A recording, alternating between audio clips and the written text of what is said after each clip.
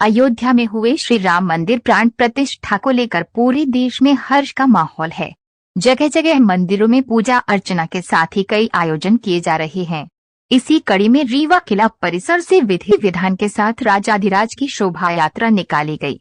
रीवा किला स्थित महामृत्युंजय मंदिर में सुबह से ही भगवान के दर्शनों के लिए भक्तों की भीड़ रही, वहीं भंडारे की भी व्यवस्था की गई थी।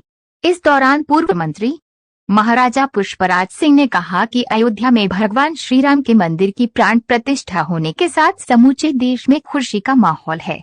ऐसे में श्री राम के अनुज लक्ष्मण की चर्चा भी होना लाजमी है। हम भगवान श्री राम को रघुकुल के राजा के रूप में मानते हैं, लेकिन विंध्य में राम को वनवासी राम के रूप में माना जाता है। श्री राम ने यहाँ का पूरा इलाका लक्ष्मण को सौंपा था।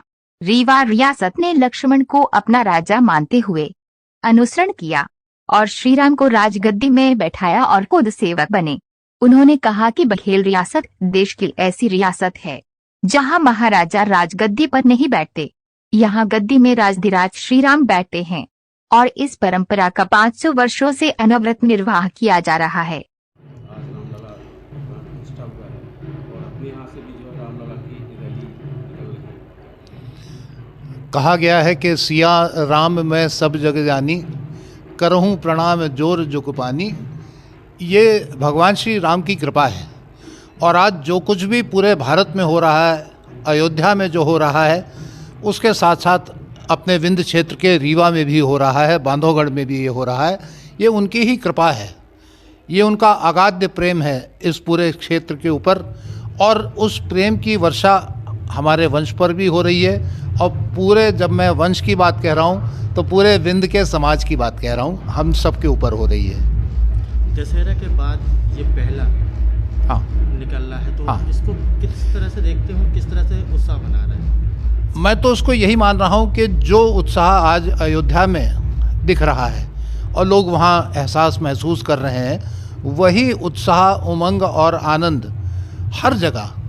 कल मैं बम्बई से आ रहा था तो बम्बई के हर सड़कों में एक ऐसा लग रहा था कि अयोध्या आ गई है। उसी प्रकार से प्रयाग में उतरा तो प्रयाग में भी यही अनुभूति हुई और एक एक छोटे से छोटे गाँवों में भी ये अनुभूति हुई और वो धारा सरजू की बह के हमारे यहाँ भी आ रही है और हम लोग उसका रसपान कर रहे हैं। एक और इतिहास है रीवा का कि जिस तरह से ओरछा, योद्धा और फिर अपना राम, तो किस तरह से अपने यहाँ का 34 वर्ष का या वर्षों का है राम? लगभग 35 पुस्त का जो इतिहास है वो हमारा ऐसा रहा है कि हमको जब बांधवगढ़ मिला तो ये कहा जाता है, माना जाता है या है भी, भगवान श्री राम ने लक्ष्मण जी को भेंट दिया।